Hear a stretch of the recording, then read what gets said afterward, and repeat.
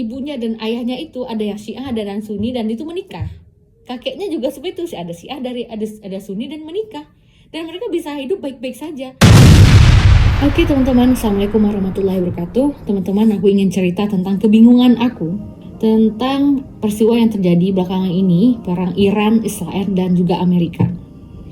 Yang paling bingungnya itu bukan tentang bagaimana mereka ini Syiah, Sunni, ataupun pandangan agama di sana ya, tapi yang saya bingungin sikap warga negara Indonesia. Disclaimer dulu, saya bukan pakar manapun, tapi saya hanya ingin menyampaikan rasa ini. Nah, kita sebagai warga negara Indonesia, saya ingin bertanya, apakah kita benar-benar paham individu dari Syiah itu seperti apa sih sebenarnya? Sunni itu seperti apa sih? Apakah kita benar-benar paham dalam hal ini, individunya ya?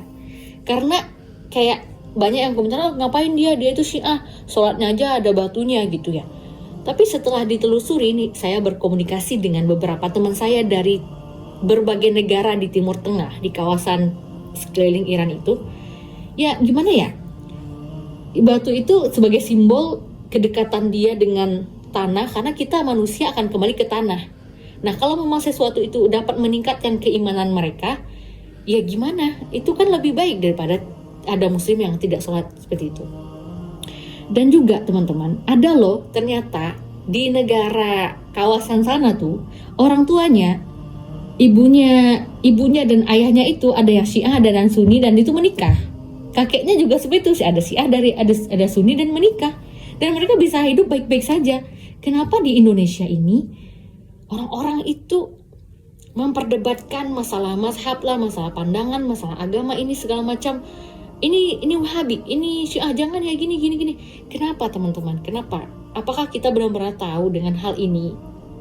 Kenapa kita tidak kembali aja kepada yang satu gitu? Ya udah Muslim, ya udah Islam.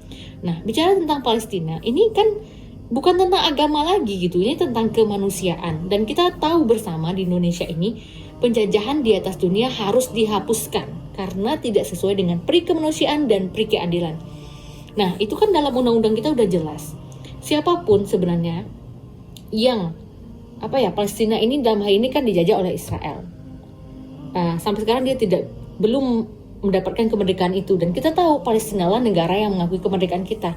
Nah, karena Indonesia tidak bisa perang ke situ, mengirim bom nuklir atau apalah itu, ya kita semua ini selama ini bisa membantu dengan obatan, medis, dan mungkin donasi segala macam.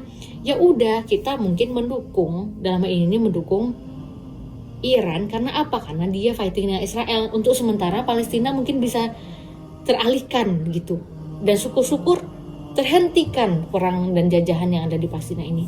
Jadi poinnya adalah, untuk apa kita bertengkar teman-teman, hanya karena kita tidak tahu substansi yang detail banget gitu. Jadi nggak usah konflik dalam hal ini. Dan yang terpenting, lihat diri kita. Di Indonesia pun banyak negara yang mayoritas Muslim, banyak juga Muslim yang membunuh orang lain kan, sesama Muslim banyak juga yang melakukan kejahatan, bahkan nggak sholat juga gitu.